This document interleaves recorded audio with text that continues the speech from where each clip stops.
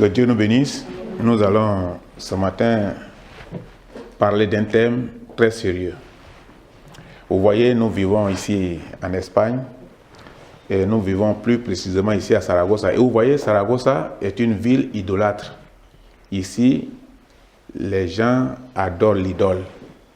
Mais c'est caché, c'est voilé.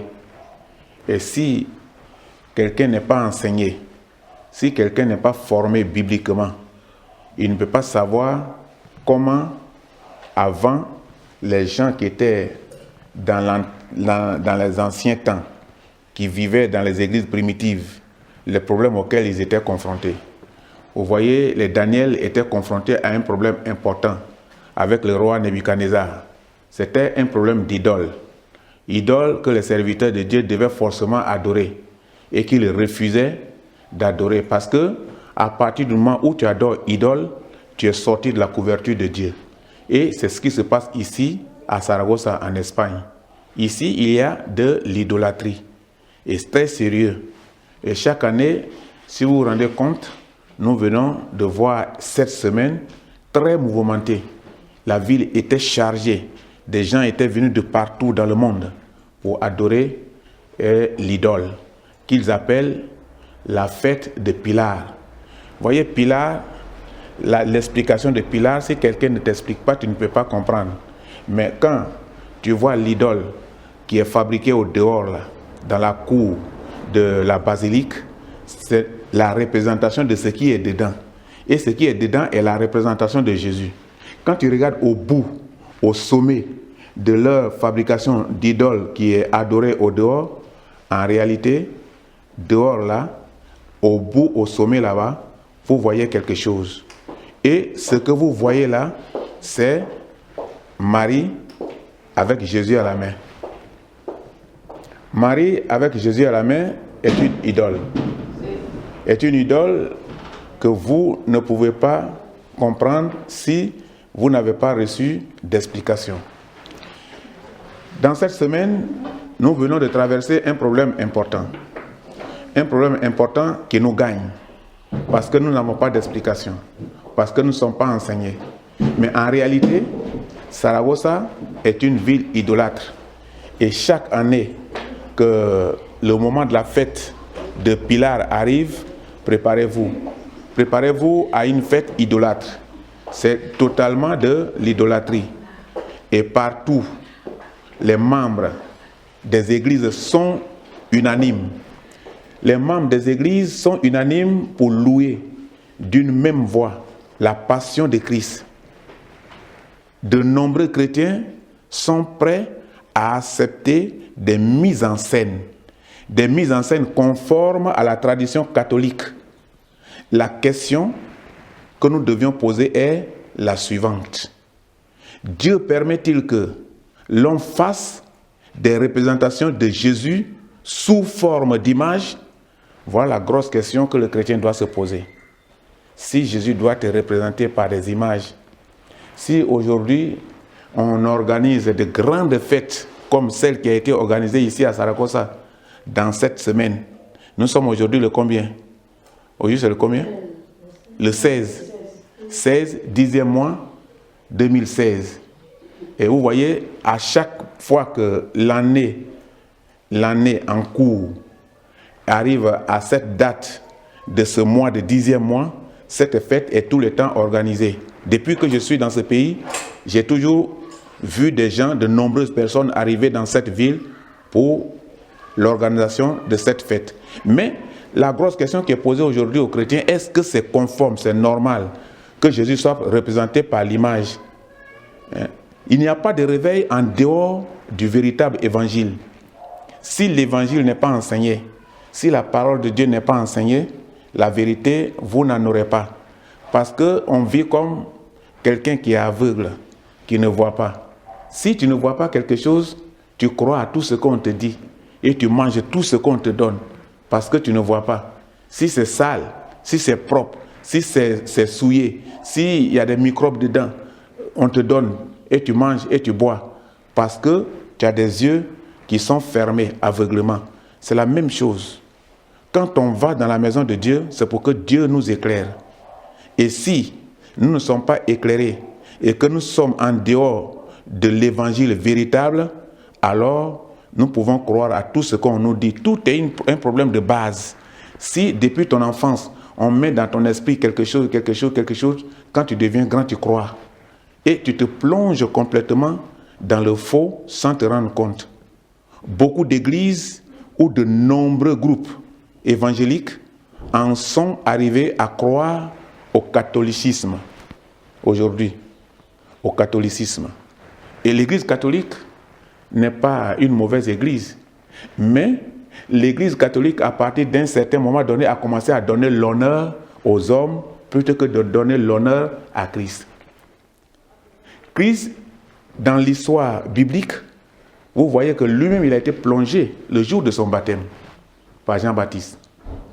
Mais aujourd'hui, à l'église catholique, on ne plonge pas des gens. On dit que les gens sont importants. Celui-là est trop riche. Et comme il est riche, c'est un homme important, c'est un directeur de société, il est ministre. Celui-là, c'est un député. On ne peut pas le plonger quand même. Et on met les bâtons dans l'eau ou les plumes. Et on asperge les gens. On jette un peu d'eau sur eux. Mais si l'homme qui doit mourir est plus important que le maître qu'ils adorent, c'est qu'on est sorti de l'enseignement. Et c'est la même chose.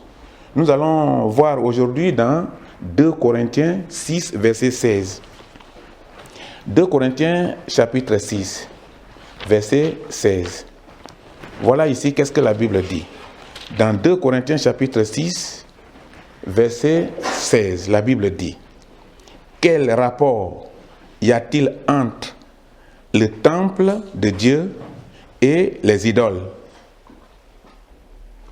Car nous sommes le temple du Dieu vivant, comme Dieu l'a dit. J'habiterai et je marcherai au milieu d'eux.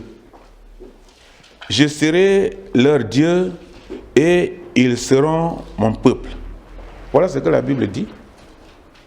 Quel rapport y a-t-il entre Dieu et idole? Les églises qui font des représentations font le jeu de la chair sans se voir remettre en cause. Leurs bancs sont remplis. Quand vous rentrez dans des églises où on adore, où il y a des idoles là, où il n'y a pas l'évangile véritable, les gens sont pleins. Parce qu'on ne leur dit pas il faut laisser ça, il faut laisser ça, il faut laisser ça. Donc c'est un jeu de la chair. Et leurs bancs sont remplis de gens non régénérés. La conviction de péché est absente. Car l'évangile n'est pas annoncé. Et quand l'évangile n'est pas annoncé, tu n'es pas formé. Quand l'évangile n'est pas annoncé, tu n'es pas enseigné. Quand l'évangile n'est pas annoncé, de la manière dont tu es venu là, tu vas retourner comme ça. Parce que tu vis toujours comme une personne qui est aveuglée. Aucun réveil ne peut germer dans le temple des images. Et il ne peut y avoir de représentation ou de renouvellement. Quand on parle de renouvellement, on parle des gens qui ont cru. Mais quand on vit une représentation, c'est qu'on est encore dans l'ancien temps de la tradition. Au pays, c'est comme ça nos parents vivent. Ils vivent des sacrifices. Mon fils va partir à l'école, il faut qu'il réussisse, on va voir un charlatan. Charlatan, lui, il a ses enfants. Et ses enfants n'ont pas réussi, ils sont avec lui en brousse là-bas. Et c'est lui que tu vas voir pour que tes enfants réussissent. Et tout ça là, on ne comprend pas. Pourquoi? Et on traîne derrière ça. Et on te donne quelque chose, on te donne les totems, beaucoup de totems. Et il y a des gens en Europe ici, tous les temps, ils amènent l'argent aux charlatans. Je connais un ici qui souffre de ça. Toutes les années. Et tout son salaire là, une partie de son salaire va chez le charlatan. Et le charlatan, il est à l'aise. Il ne connaît même pas l'Europe. Mais il mange l'argent de l'Europe par l'ignorance de quelqu'un.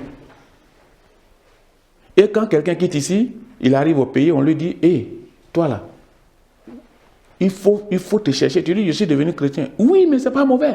Mais chrétien là, il faut te chercher. Parce que votre chose là, Tu peux être dedans, mais tu peux avoir ta chose là sur toi. Tu as ta protection. Il faut te protéger. Dieu là, il est pour tout le monde. Mais protège-toi et Dieu sera pour tous. Et tu dis d'accord. Et celui-là, il va te conduire chez quelqu'un. Tu dis, ah, moi-même j'ai des problèmes. Mon foyer est gâté. Ou bien, mon travail est gâté. Ou bien, je suis tout le temps malade. Ou bien, chaque année, là, voilà ce qui m'arrive. Ou bien, voilà ce qui se passe dans mes activités. Depuis que j'ai reçu le sort, celui qui t'a conduit là-bas, là, il connaît d'où vient le sort que tu as eu. Et il te conduit. La même personne qui a donné le sort à l'autre, c'est la même personne-là, on te conduit chez elle. Mais quelle est la bonne réponse? Le camp est gagné. Le camp est gagné parce que il a joué l'aller, il va jouer le retour contre toi. Et il gagne des deux côtés. Mais est-ce qu'en réalité, il peut résoudre ton problème? Il ne peut pas résoudre. Tu seras toujours l'esclave pour que tu puisses financer. Et il y a des gens qui sont en Europe ici. On leur dit, si tu n'envoies pas l'argent, voilà ce qui va arriver. Hein. Et dès qu'il a mal à la tête, il a peur. Donc, ici, en Espagne, cette ville-là aussi est concernée. Cette ville-là est concernée de l'idolâtrie, qu'on appelle la fête des Pilars. Et nous sommes confrontés à ce problème-là. Nous avons besoin de l'évangile pour être déchargés. Sinon, on va vivre éternellement dans cette situation. Et vous voyez, il y a des gens, comme ils ne sont pas enseignés, ils vont dans des églises et ils sont là, sans être enseignés, chaque jour ils s'en vont comme s'ils faisaient un voyage entre leur domicile et l'église. Mais ils ne sont pas régénérés. La conviction de péché est là. Et il n'y a aucun réveil. Il n'y a aucun réveil. Parce que, simplement, il leur manque de connaître Christ. Aucun réveil ne peut germer dans les temples des images. De Moïse à Osée, et ceux qui cherchent Dieu, mais le véritable Dieu, ont condamné les images. Parce que l'image n'est pas Dieu. Dieu est différent et l'image est différente. L'image est différente de Dieu et Dieu est différent de l'image. Dieu est esprit et vie. Et tout le monde peut adorer Dieu. Mais tout le monde ne peut pas adorer l'idole. Tout le monde ne peut pas adorer l'image. Beaucoup de religions aujourd'hui dans le monde, ils cherchent qui? Ils cherchent Dieu. Ils ne cherchent pas des images. Mais aujourd'hui, l'image est devenue une représentation de Dieu dans le monde. Et les gens qui se sont déplacés, qui ont payé les billets d'avion pour venir à Saragossa cette semaine, ils ont cru simplement à cela. Et cet esprit les a gagnés. Les grands réveils de l'histoire du christianisme ont prospéré là où l'évangile véritable était prêché. Ce n'est pas là où il y a des idoles. Ce n'est pas là où l'ennemi est en train de travailler pour gagner les gens. On peut aveugler des gens et amener des multitudes de personnes dans une salle et leur enseigner la fausseté. Mais le chemin de la vérité, là, pour rentrer là-bas, c'est difficile. Il y a un proverbe africain ou même général qui dit « La vérité, là, ça rougit les yeux, mais ça ne les casse pas. » La vérité est dure. La vérité, on ne veut pas l'accepter. Parce qu'elle pique. Parce qu'elle est forte. Mais le mensonge, là, tout le monde acclame. Quand un gouverneur d'une société vient se mettre devant les gens tout de suite là pour faire une conférence, il dit, je vais faire la route là quand je serai élu, et ça aussi je vais faire ça, je vais créer 4 collèges, je vais faire une université, tout le monde acclame, je vais faire 2 hôpitaux, on acclame. Mais est-ce qu'en réalité quand il est élu, il s'occupe de ça? Mais on veut accepter le mensonge. Et c'est ce que l'évangile est en train de vivre aujourd'hui. Il faut chercher le véritable Dieu. Mais là où le véritable évangile est prêché, il a la prospérité. Et l'idolâtrie est dénoncée. Dans le lieu où l'évangile est prêché, l'idolâtrie est dénoncée. La personne divine de Christ ne s'est révélée que dans un corps humain unique. Dieu n'est pas révélé 3 fois, 4 fois, 5 fois. Unique. Aucun portrait ne peut sauver l'âme d'un homme. Souvent, c'est malheureux que quelqu'un s'en va s'asseoir devant quelque chose qui est fabriqué et il se met à genoux et il prie. Et il croit. Il y a des églises, il y a une grosse croix. Quand quelqu'un rentre, il touche la croix, il met sur son cœur. Tu es idolâtre. Est-ce que ce n'est pas la même chose que nos parents font? Quand ils se réveillent le matin, ils cherchent à voir leur gris-gris. C'est la même chose. Ils cherchent à voir son gris-gris avant de sortir. J'ai voyagé avec un oncle. Je le suivais de près dans ses mouvements. On est arrivé, on est assis. Il a un petit sac là, comme s'il a ses pièces d'identité dedans. Ce n'est pas pièces d'identité. Je suis assis à côté de lui. Il met sa main, il dit à la chose là, nous sommes arrivés. Ça fait pitié. Que Dieu qui nous a protégés dans les accidents que nous voyons actuellement. Quand tu voyages, quand tu arrives à la destination, tu dis Dieu merci. Et un homme comme ça ne peut pas dire Dieu merci. Il touche le gris-gris et puis il lui dit nous sommes arrivés.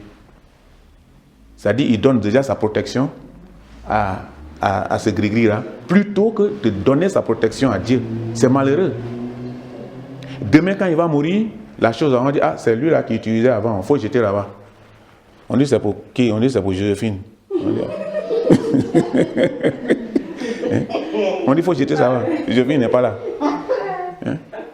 Vous voyez? Mais si c'est une Bible, ou pour ceux qui sont musulmans, un Coran, quand tu meurs, on dit c'est pour qui? Coran là, on dit c'est pour Joséphine. Là, je peux prendre? Oui, mais il faut prendre.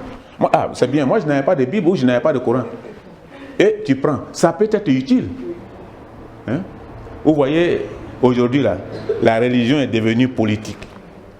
Sinon, ce n'est pas le même Dieu on adore. C'est le même Dieu on adore. Mais c'est devenu aujourd'hui politique. C'est devenu mondial. Vous allez voir, il y a des multitudes de religions. Mais en réalité, il y a deux concurrents seulement. La religion, le christianisme et la religion musulmane. Mais en réalité, la religion musulmane et la religion et le christianisme, il n'y a pas grand-chose. La différence, c'est que le musulman, il ne croit pas à Jésus-Christ comme Dieu, fils de Dieu, mais il croit comme prophète. Mais Jésus est un prophète, est-ce que c'est mauvais? Mais néanmoins, là, si tu ne comprends pas le Coran, tu vas confondre le musulman et l'arabe. Ce sont deux personnes différentes. Il y a la religion et il y a l'arabe. Ce n'est pas les deux choses sont différentes. Bon, maintenant, ce matin, nous n'allons pas parler de religion.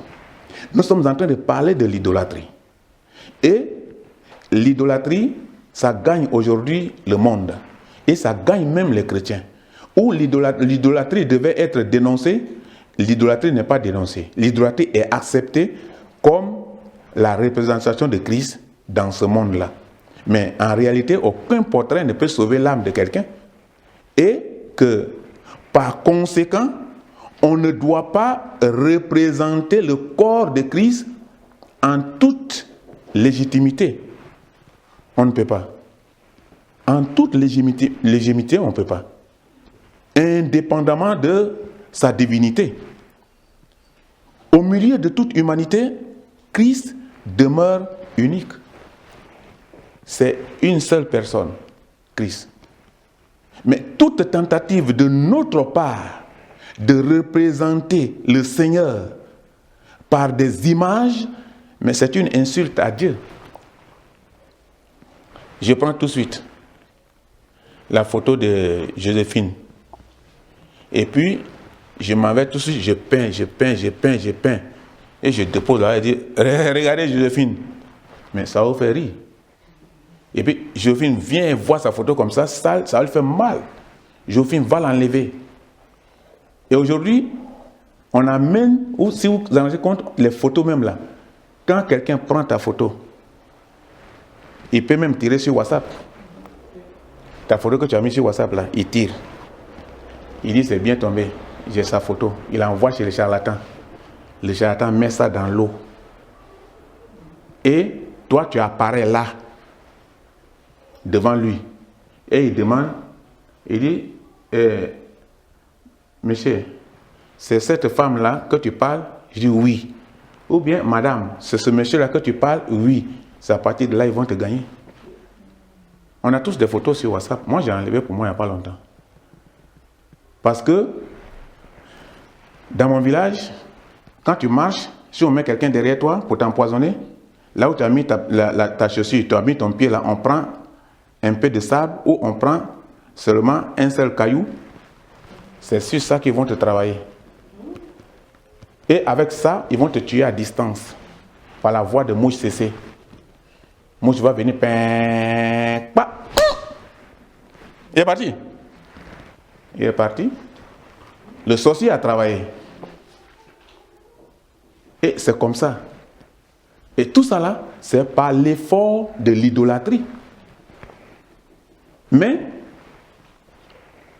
pour les chrétiens, l'idolâtrie ne peut pas sauver quelqu'un.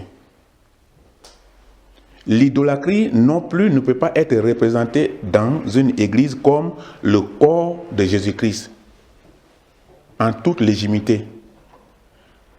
En toute légitimité, en toute légitimité, Christ ne peut pas être représenté. Indépendamment de sa divinité. Au milieu de toute l'humanité, Christ demeure unique. Donc, la personne de Christ se compose de deux natures inséparables. Sa nature humaine et sa nature divine. Manifesté dans la chair, il était réellement et véritablement Dieu. Parce que quand on dit Dieu, souvent quand tu n'es pas enseigné, tu ne peux pas comprendre. Simplement, toutes les religions reconnaissent que Christ est conçu de Saint-Esprit.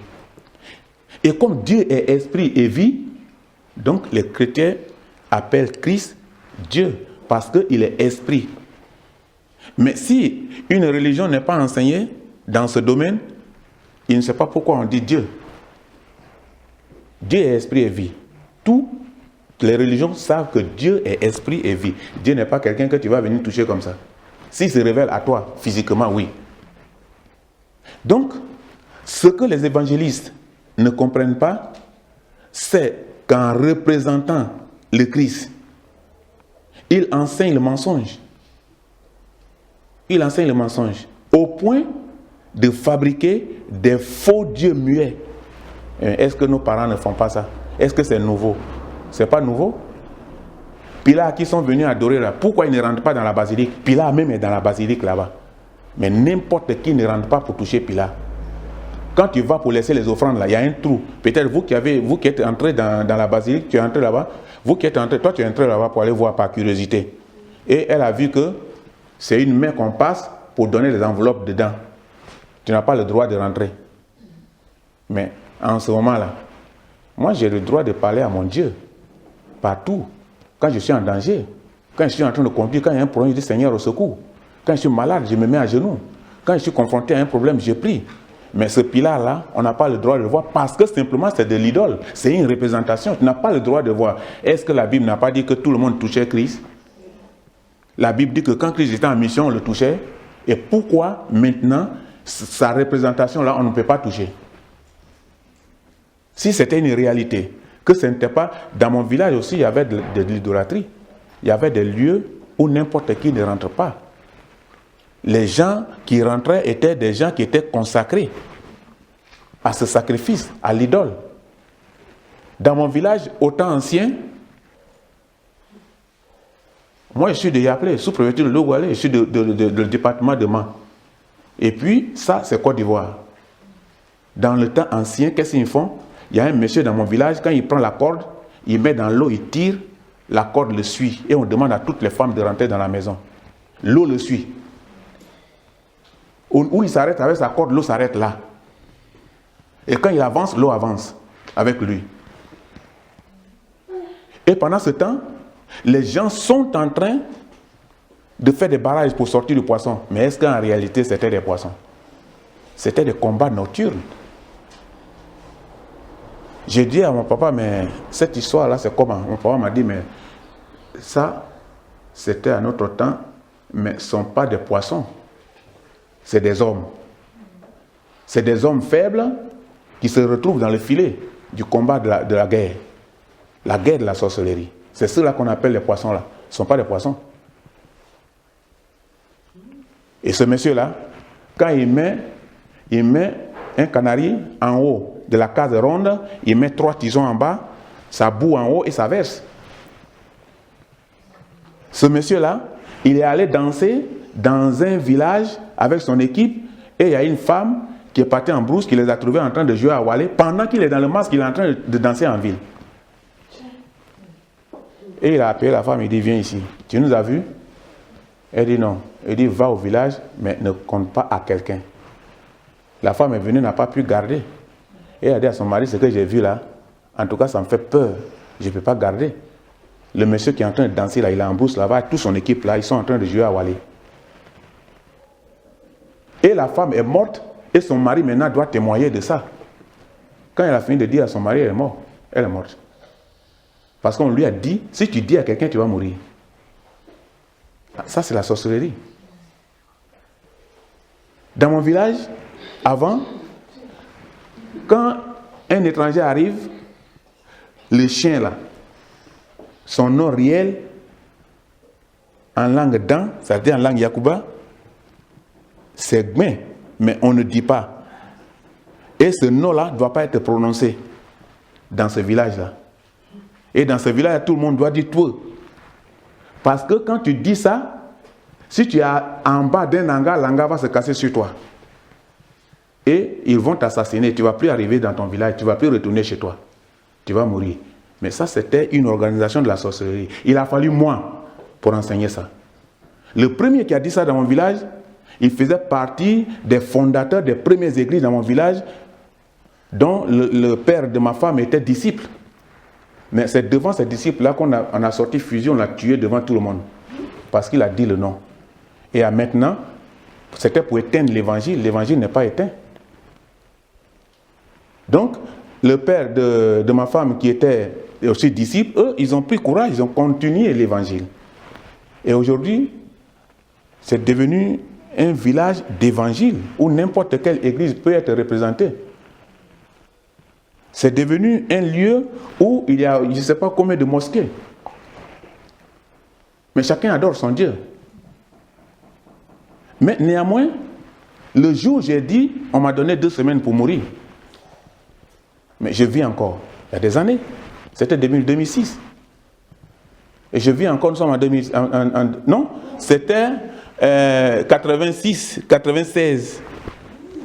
En 1996. Non, 1986. 8-6.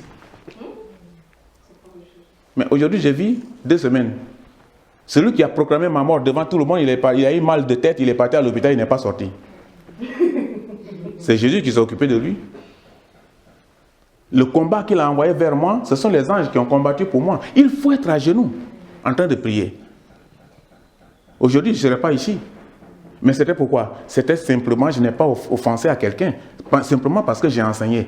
Des multitudes de personnes d'un canton de 6 villages se sont rassemblés dans mon église un matin. Et ils ont dit, on est venu pour que tu nous expliques pourquoi tu dis ça. Mais c'est un combat difficile. Mais aujourd'hui, je suis là. Ce qu'ils font aux gens, ils meurent, on me fait et je ne meurs pas. Et finalement, ils ont dit, celui-là c'est un fou. S'il dit ça dans ce village ici, laissez-le. Mais si quelqu'un d'autre dit, il aura des conséquences. Et moi, on m'a laissé avec ma folie en Christ. La Bible dit, c'est la même chose qui s'est passée avec Daniel. Daniel a refusé d'être soumis aux conditions de Nebuchadnezzar pendant que les autres avaient peur. La Bible nous enseigne que si tu veux adorer Christ, il faut adorer Christ. Si tu veux être idolâtre, c'est que tu n'es plus chrétien. Il faut aussi être directement idolâtre. Il ne faut pas faire à moitié. Il y a des gens qui font à moitié. Souvent, ils sont dans l'église pour gagner les gens, mais en dehors de ça, ils font autre chose. Quand c'est comme ça, là, c'est dangereux. Parce que si tu veux être chaud, il faut être chaud. Quand l'eau est chaude, c'est l'eau chaude. Quand l'eau est froide, c'est l'eau froide. Il ne faut pas être au milieu là, tiède. Quand tu es là, c'est un signe de malédiction. La Bible dit que Christ doit être notre connaissance, premièrement, notre connaissance de Jésus-Christ doit être formée à partir des vérités de l'Écriture et non à partir des impressions subjectives fournies par quelques interprétations artistiques. On nous présente des interprétations artistiques et on voit ces images-là et on croit et on se soumet à ça. Mais les images-là, nos parents, quand tu vas, tu demandes à un parent au village, il va te dire qu'il a aussi ces images dedans. Ça dit là, ces fabrications qui ne sont pas des fabrications de Marie ni de Jésus, qui sont des fabrications traditionnelles. Mais justement, si maintenant ces fabrications traditionnelles-là, on vient encore les accepter dans l'Église, mais où est la différence entre le païen et le chrétien? Nous ne voyons pas Jésus-Christ au moyen de nos yeux physiques, par des images. Les églises évangéliques ignorent aujourd'hui le sens du deuxième commandement qui interdit l'utilisation des images pour représenter Dieu. C'est interdit. Quand nous lisons dans Exode 20, quand nous lisons dans Exode 20, versets 4 à 6, Exode 20, qu'est-ce que la Bible dit? Dans versets 4 à 6, tu ne te feras point d'image taillée, ni de représentation quelconque, des choses qui sont en haut dans les cieux, qui sont en bas sur la terre, et qui sont dans les eaux, plus bas que la terre. Tu ne te prosterneras point devant elles, et tu ne les serviras point. Car moi, l'Éternel, ton Dieu, je suis un Dieu jaloux. Un Dieu jaloux qui punit l'iniquité. Voilà ce que dit Dieu. Un Dieu jaloux qui punit l'iniquité. Le Nouveau Testament ne montre aucun portrait de Jésus-Christ. Tu ne vas pas voir, ça n'existe pas. Mais ce deuxième commandement doit être intégralement respecté.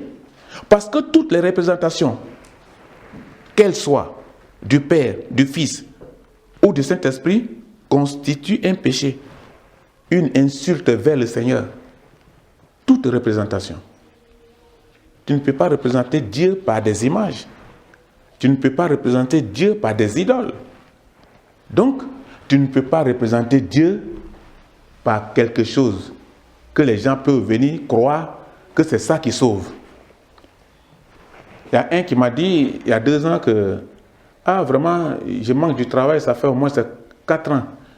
Cette année-là, je dois aller donner l'argent à Pilat pour que Pilat me donne travail. C'est comme si dans ton village, tu dis, bon, il y a un grand charlatan quelque part, je vais aller le voir pour qu'il me donne du travail. C'est la même chose, il n'y a pas de différence. 1 Jean 1, verset 1. Quand on voit dans 1 Jean 1, verset 1, qu'est-ce que la Bible dit? Dans 1 Jean 1, verset 1, la Bible dit: ce qui était dès le commencement, ce que nous avons entendu, ce que nous avons vu de nos yeux, ce que nous avons contemplé et que nos mains ont touché concernant la parole de vie. L'apôtre ou les apôtres n'ont jamais fait de portrait physique de Christ. Au contraire, ils ont proclamé ce qu'il avait dit et ce qu'il avait fait. Ils mettent l'accent sur sa mort et sa résurrection et expliquent le sens de ces événements, la nécessité pour chacun de croire ces choses afin d'être sauvé. C'est ce que la Bible vient de nous dire, ce qu'ils ont vu, ce qu'ils ont touché. C'était la personne de Christ. Et c'est ça qu'il compte aux gens. C'est ça que nous devions enseigner aux gens. La Bible dit qu'il y avait une femme qui perdait le sang pendant des années, pendant 12 ans. Mais quand elle a vu passer Christ avec son équipe, elle a forcé la foule, elle est rentrée. Elle a touché. Jésus a dit, quelqu'un m'a touché. On dit, mais maître, c'est qui? Il y a trop de foule ici, tu ne peux pas savoir. Mais pourquoi? La différence que Christ voudrait enseigner, là, c'est que quelqu'un, par la foi, est venu le toucher pour avoir une guérison. Mais elle a dit, Seigneur, c'est moi. Et il lui a dit, que ta foi te guérisse. Et la foi, sa foi l'a guéri. Donc, pourquoi? Il y avait des idoles dans la famille de ses parents. Mais elle n'a pas cherché ça. Elle a cherché plutôt à croiser Christ et le toucher en personne. Le roi, le général Naaman, quand il est parti en Israël, quand on lui a proposé de se laver dans le Jourdain, mais ça c'était de l'orgueil. Pour lui, on s'est foutu de lui. Mais les choses qui sauvent sont simples. Ce ne sont pas de grandes choses. Il est venu avec de l'or, il est venu avec de l'argent, il est venu avec des choses, il est venu avec beaucoup de choses. Une délégation. Il a été mandaté par le chef d'État de son pays, la Syrie. Mais est-ce qu'Israël a reçu tout ça? Le prophète qui devait le recevoir est resté dans sa maison là-bas. Il lui a dit, va te laver dans le Jourdain et tu seras propre. Et dès qu'il s'est soumis au début, dans l'orgueil, il ne voudrait pas, il voudrait retourner. Ce sont ses agents qui lui ont dit, mais chef, il faut te laver là, c'est simple, ce qu'il t'a demandé. Il s'est lavé, il est devenu propre. Mais c'est ce que la Bible nous demande. La Bible ne nous demande pas de chercher beaucoup de contours, d'aller voir l'idole, d'aller rentrer ici pour voir Marie ou bien Marie même là.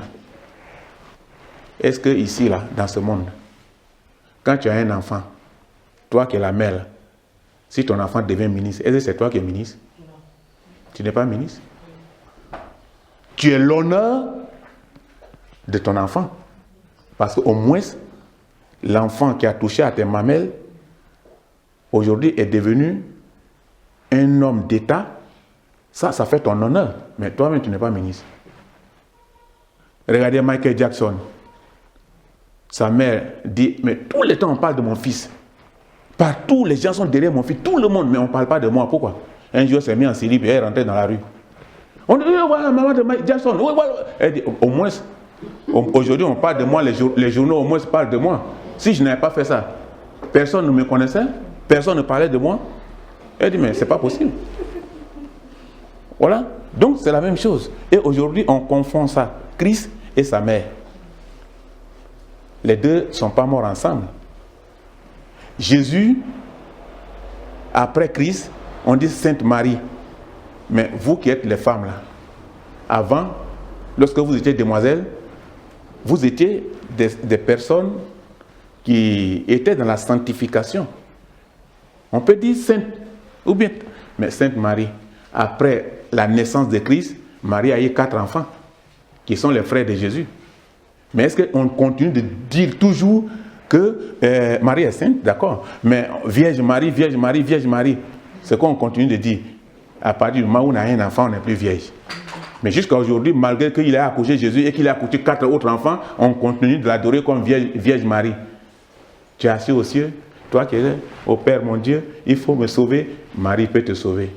Marie même se cherche. Tu peux être la mère d'un ministre, si tu voles là, tu vas en prison. Même si ton fils est le juge, on ne peut pas te garder parce que ton fils est juge. On va te condamner au même titre que les voleurs. C'est la même chose. Si Marie est restée dans la sanctification jusqu'à mort, gloire à Dieu. Marie a le salut. Mais si Marie, après avoir accouché Christ, elle est rentrée dans le péché, malheur pour elle. La loi du péché va la toucher. Et on continue d'adorer Marie plutôt que d'adorer Jésus-Christ. Est-ce qu'en réalité, si vous avez un fils qui est ministre, pour aller le voir pour un service de son travail de ministre, on est obligé de venir chez lui à domicile pour voir sa mère, pour dire, maman, ton fils là, je voudrais le voir là-bas parce qu'on m'a envoyé vers lui, on m'a dit que c'est lui qui doit me signer ce papier-là pour que je rétablisse mon travail. Donc je suis venu te voir, il faut passer par lui, lui il va maintenant me voir, et tout ça là, est-ce que tu as besoin de faire ce contour? On te donne l'adresse du ministre, tu vas directement chez le ministre. Et tu dis au ministre, je suis envoyé par telle personne, un président de la République par exemple, pour aller voir un président de la République. Est-ce que vous avez besoin de chercher qui est sa mère? Allez voir sa mère avant de voir le président de la République. Ce contour, vous n'allez pas faire. Vous voulez voir le président de la République, vous allez à la présidence, vous demandez l'audience, vous le rencontrez et vous lui exposez votre problème. Si vous voulez voir Christ, allez-y vers Christ. Ne cherchez pas sa mère Marie. Ne cherchez pas à adorer autre personne en dehors de Jésus. C'est Jésus qui est le maître. Ce n'est pas sa mère. Et aujourd'hui, cette représentation de Pilate, c'est Marie. Et ils ont fait de sorte que ça ne se sent pas. Au sommet en haut là-bas, là, où on dépose les fleurs, ils ont un petit tableau. Marie avec Jésus. Mais de loin, tu ne peux pas reconnaître. Donc ça veut dire que c'est la photo de Marie avec Jésus là que les gens viennent de partout dans le monde pour venir adorer sans qu'on ne leur explique. Et ils viennent pour la fête. On s'en va pour la fête de Pilate. Fête de Pilate là, il faut regarder en haut. C'est une petite photo qui est au-dessus en haut là-bas. Marie avec Jésus.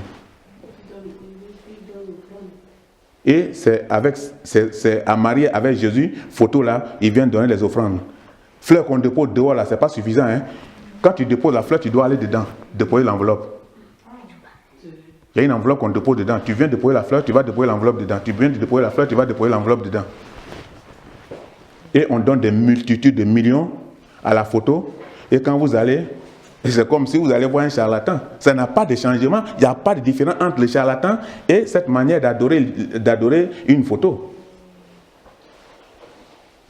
La Bible nous dit que les apôtres, ce n'est pas ce qu'ils enseignaient.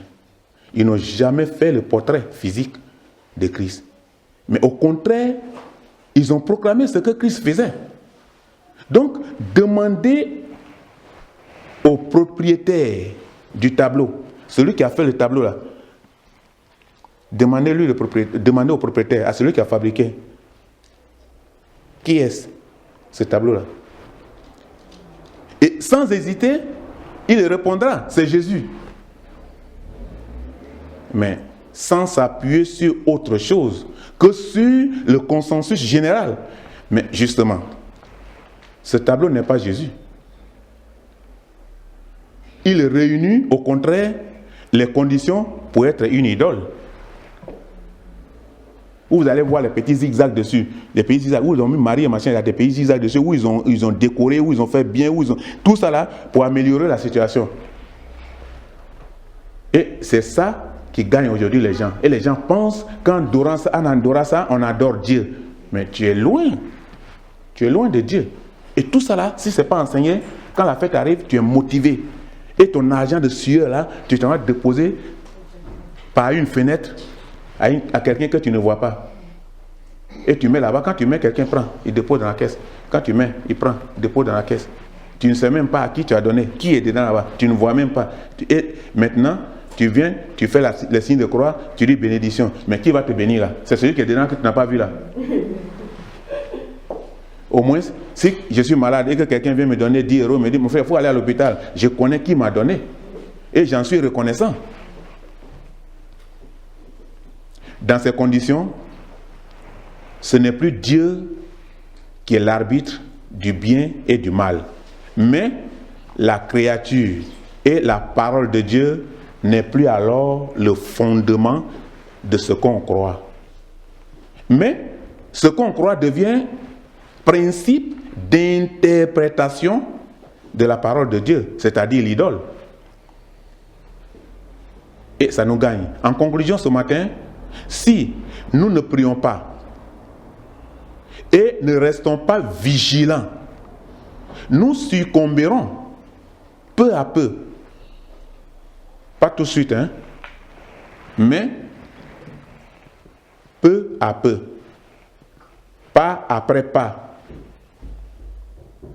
Des choses qui nous laissaient autrefois indifférents, deviendront de véritables besoins. Et nous ne sommes plus chrétiens. Ou alors, on ne sera jamais chrétien. Il y a des gens même qui vont à l'église catholique, qui ne connaissent même pas la Bible. Tu lui demandes un seul verset, il ne peut même pas ouvrir la Bible. Quand tu lui dis même, on va lire dans cette page-là, il ne connaît même pas. Il ne sait même pas où se trouve. Mais il faut lui dire, Marie, toi qui es assis dans les cieux, tout de suite là, il va te réciter la récitation. C'est une récitation qu'on leur donne. Et c'est ancré dans leur cœur, c'est écrit, c'est fini. Et cette petite récitation, on apprend. Et on leur fait croire que si tu viens et que tu donnes la collecte à Marie, c'est fini, tu es sauvé. Ton papa peut être ingénieur. Il peut être technicien supérieur. Si tu n'as rien appris, tu vas mourir pauvre, sans rien connaître. Ton père, ingénieur, il meurt avec sa connaissance. Et toi, tu n'as rien appris. Ta mère est ingénieure, elle meurt avec sa connaissance. Et toi, tu n'as rien appris.